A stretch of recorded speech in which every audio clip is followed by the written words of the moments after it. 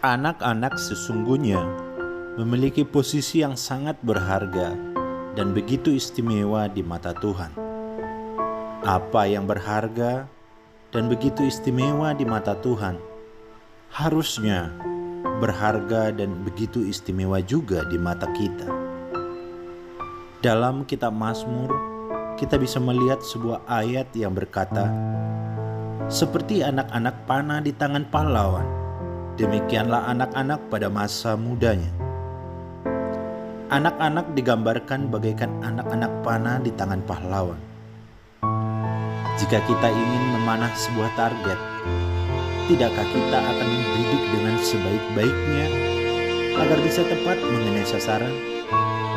Seperti itulah pentingnya mengarahkan anak sejak masa kecil mereka, agar mereka tampil menjadi orang-orang yang baik dan benar ketika mereka dewasa kelak. Begitu pentingnya sehingga kata pahlawan dipakai untuk menggambarkan posisi orang tua bagi anak-anaknya. Artinya, jika orang tua malas mengurus anak, tidak memperhatikan atau mempedulikan, dan lebih suka memberikan anak-anak ke tangan orang lain untuk mengurus, itu berarti mereka tidak bertindak sebagai pahlawan di mata Tuhan. Lebih lanjut lagi, Tuhan pun mengatakan, "Berbahagialah orang yang telah membuat penuh tabung panahnya dengan semuanya itu. Ia tidak akan mendapat malu apabila ia berbicara dengan musuh-musuh di pintu gerbang."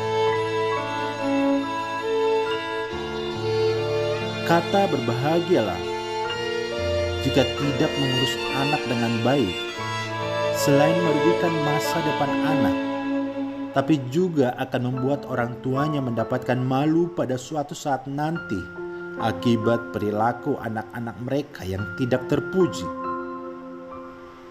Bagaimana reaksi Tuhan kepada orang yang menolak kehadiran anak-anak? Kita bisa melihat perihal dalam Matius 19. Pada saat itu ada orang yang membawa anak-anak kecil mereka untuk bertemu dan diberkati Yesus.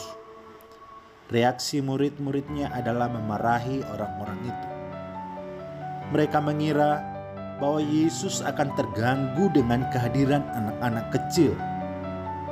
Tetapi ternyata tidak demikian. Justru menegur mereka. Tetapi Yesus berkata, "Biarkanlah anak-anak itu jangan menghalang-halangi mereka datang kepadaku.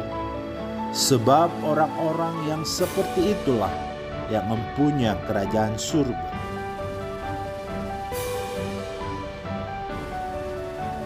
Ingatlah, begitu tinggi posisi anak-anak di mata Tuhan, sehingga Yesus sampai perlu mengatakan, "Ingatlah, jangan menganggap rendah seorang dari anak-anak kecil ini, karena aku berkata kepadamu, ada malaikat mereka di sorga yang selalu memandang wajah Bapakku yang di sorga."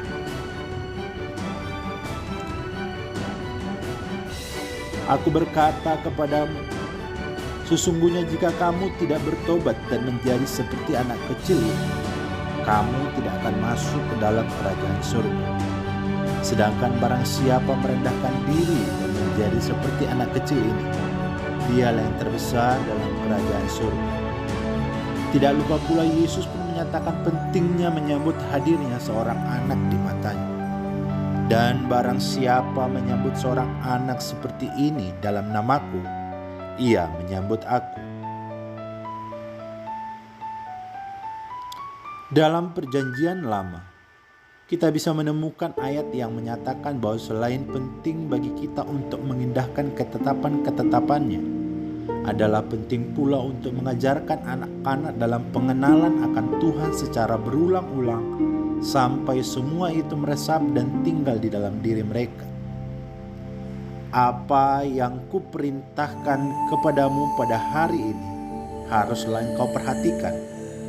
Haruslah engkau mengajarkannya berulang-ulang kepada anak-anakmu dan membicarakannya apabila engkau duduk di rumah, apabila engkau sedang dalam perjalanan, apabila engkau berbaring dan apabila engkau bangun.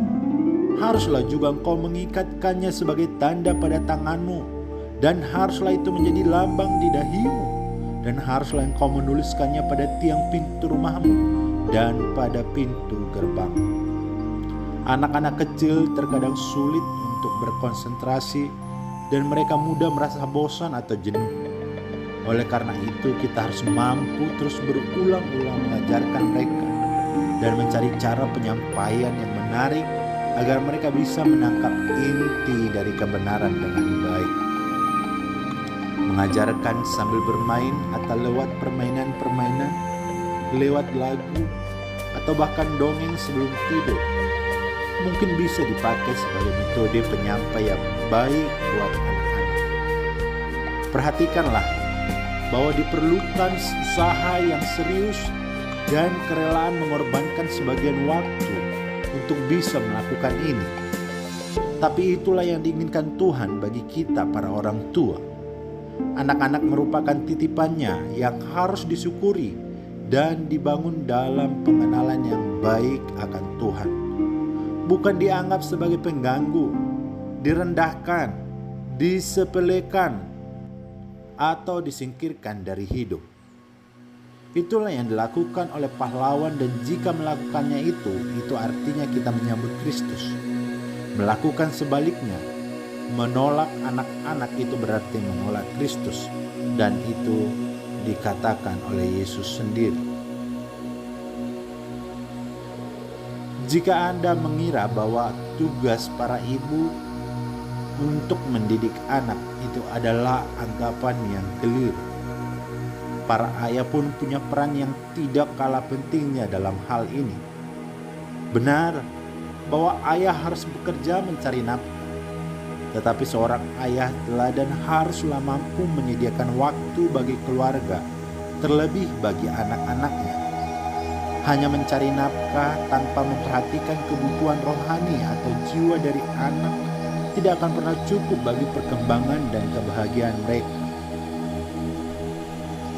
Firman Tuhan pun sudah mengingatkan secara khusus buat para ayah. Hai bapak-bapak, janganlah sakiti hati anakmu, supaya jangan tawar hatinya. Kolose 3 ayat 21.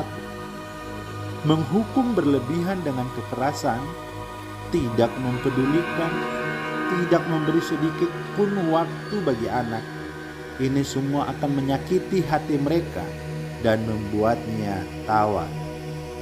Oleh karena itu, meski kita sebagai kepala rumah tangga harus sibuk memenuhi kebutuhan materi keluarga dan anak-anak, kita pun harus memperhatikan pula untuk memberi perhatian, kasih sayang, dan membagi sebagian dari waktu kita secara khusus bagi mereka.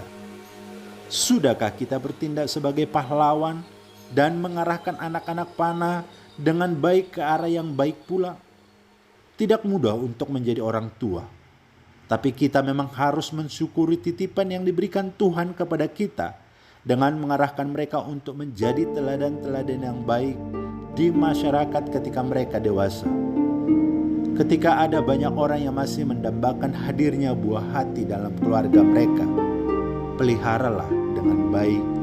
Jika Anda sudah memiliki buah hati titipan Tuhan dalam hidup kita, mereka sangatlah berharga di mata Tuhan. Dan kita yang dititipkan harus bisa menghargai itu dengan melakukan segala yang baik di masa pertumbuhan mereka. Anak merupakan titipan Tuhan yang harus dihargai, diasuh, diurus, dipelihara, dan dididik dengan baik. Anak penting bagi Tuhan. Apa yang penting bagi Tuhan harusnya penting bagi kita. Anak adalah masa depan yang sudah hadir di masa sekarang. Jika ingin melihat masa depan satu keluarga, lihatlah anak-anaknya. Jika ingin melihat masa depan satu bangsa, lihatlah generasinya. Kita bertanggung jawab penuh atas pertumbuhan anak-anak. Selamat menjadi orang tua yang baik. Shalom.